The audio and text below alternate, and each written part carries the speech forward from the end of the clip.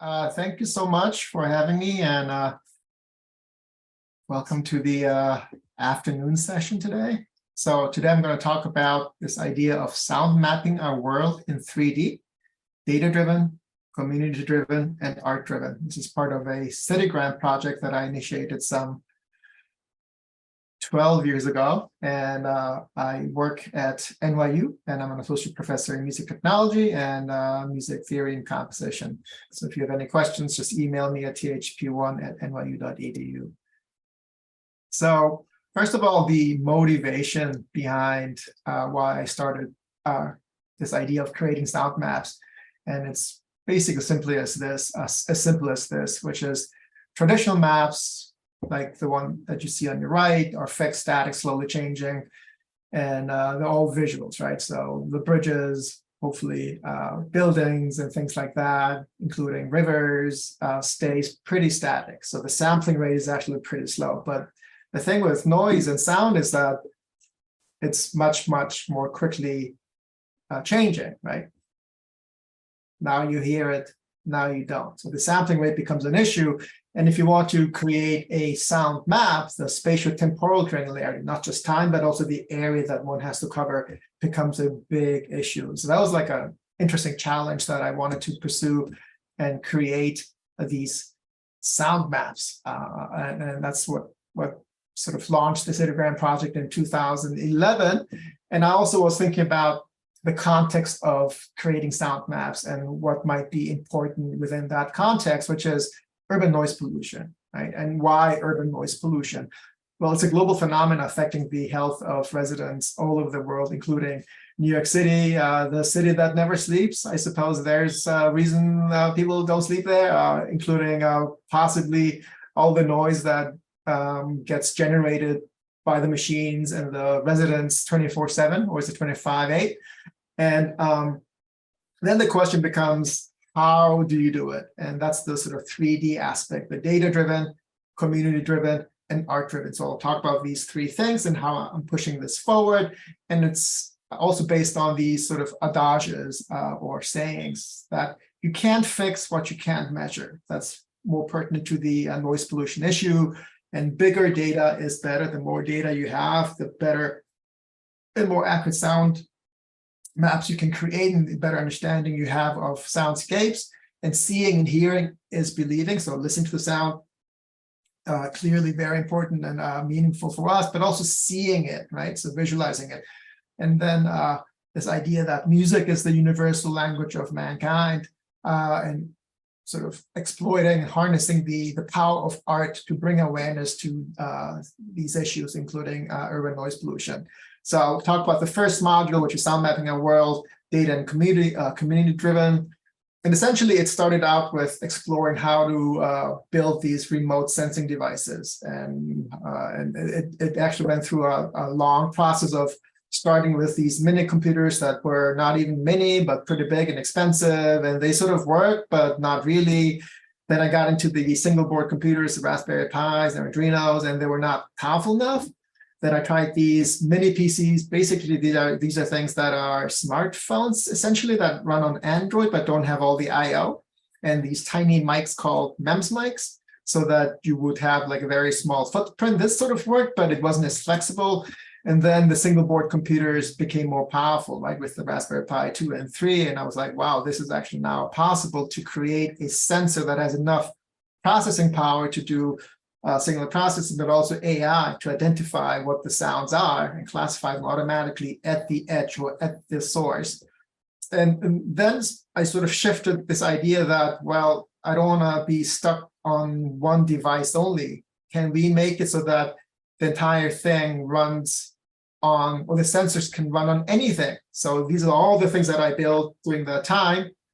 But then basically I sort of ported and made it possible so that the technology or the software would run on a web browser, which means that anything that can run a web browser can actually essentially become a sensor. And that's where we are, this idea that you would move towards a zero-cost sound sensor network or node.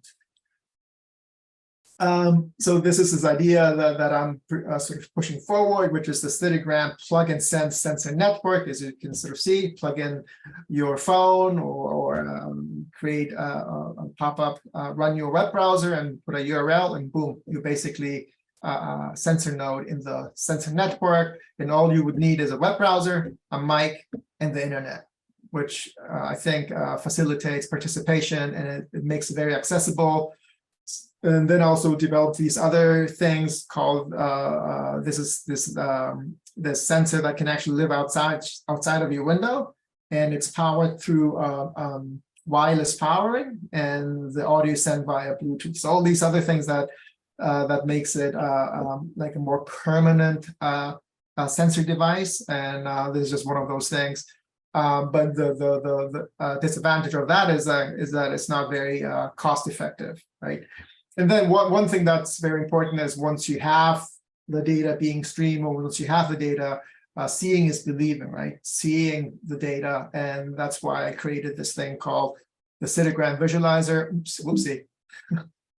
And I'll show you a quick demo of it, if you can see it. Still in this prototype stage. So it's essentially an interface that looks like planet Earth, because that's, I think, a very comfortable interface. So you can like zoom in, zoom out, zoom out, zoom in, and then go all over the world. We had an ICMC in 2018 in Korea, and we had some sensors there. So that's what that is. Stayed in Paris for a few years, and there's sensors all over the place. That's the one that's in Paris, and India, and here's my own home in New York City. If you click on it, you can actually see the sensors running and creating this sort of sound map, heat map. So that's basically the interface, and the sound maps that can sort of inform what is going on.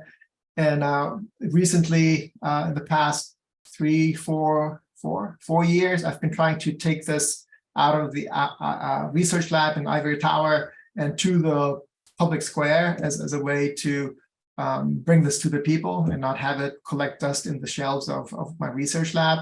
And this is that effort where I created these credit card sized mics that I call sticker mics. You just stick them on the window, and then you can have a mic that can sort of capture the soundscapes outside of your window. And this is that project called Noisy, and there's a nice YouTube video. I won't play it, but what we're trying to do here is to determine and measure the airplane noise around communities. And I'm not sure if you guys have been near these major airports like JFK, LGA, ORD. It's pretty incredibly serious. And the people are suffering, and it's difficult to move things forward in terms of mitigation of noise and whatnot, because there's no way of measuring it, right? So that's where we come in. Here's actually a visualization of our system that shows you the flight paths over your head. Here's a visualization of the noise, and the AI detects the airplane. So the blue sort of rectangular sections are the airplanes that it's detecting. The gray envelope is the actual decibel levels. And here's an example of a month-long capture of airplane noise. And as you can see, this is the hour from 0 to 24 or 0 to 23. And this is the day. And you can see from the mornings, not too many. Then it starts about like 5, 6 a.m. and then goes all the way until midnight. And then even between midnight and 6 a.m., you have these flights coming in and disturbing the peace and waking people up and whatnot. So on the left-hand side, you actually have the airplane count. So for example, on day 8, it was 408 airplanes. And then the associated decibel levels for those airplanes. So that's the data-driven, the community-driven aspect of it, and also very important is the bringing awareness and how art can help in that effort. So this art-driven effort in sound mapping our world. And here's some examples where I've run a lot of these workshops and conferences. This is one actually done with IBM, where we had participants build sensors and these mics to just have them at their home or outside the windows.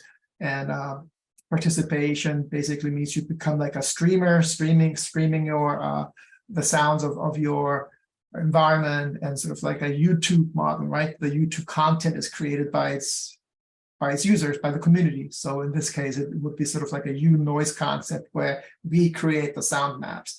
Another very important component of the community engagement is the Learning, Education, Awareness campaign. So we've done some hackathons at Spotify. We've done some hackathons with NYC Department of Environmental Protection.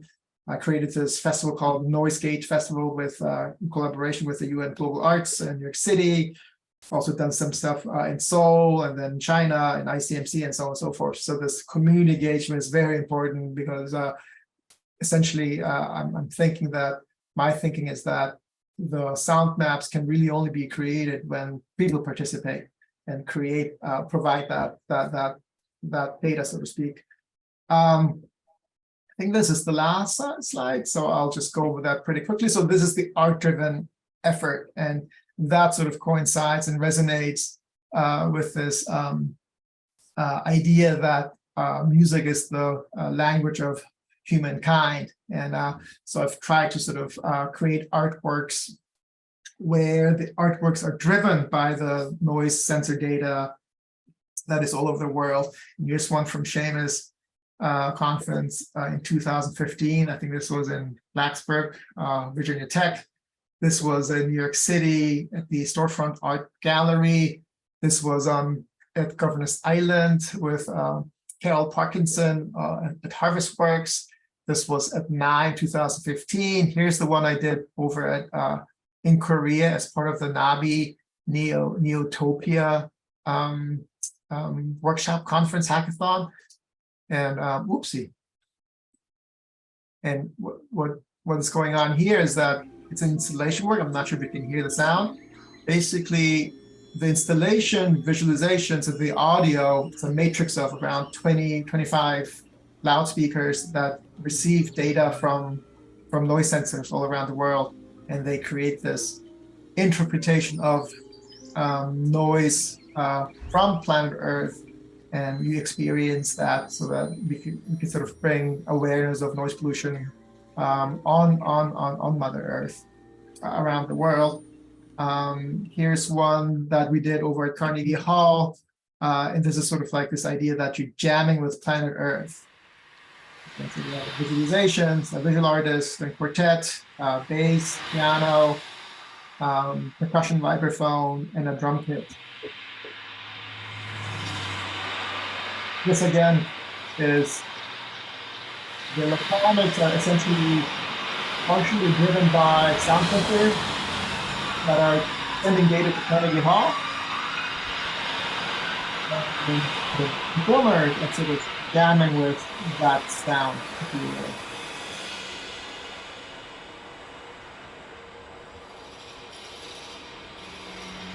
That goes on for a little while. The last one is was part of the Seoul Architecture Biennial. So I also work with architects, and here's something that an architect built called the Terraforma, and he asked me to do the sound with it. And this was actually in collaboration with DJ Spooky. Just an example of that.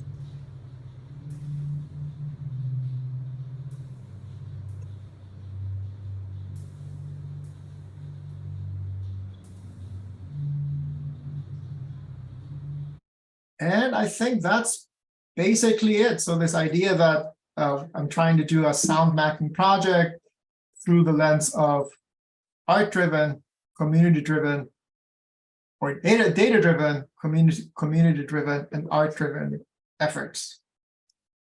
Thank you so much.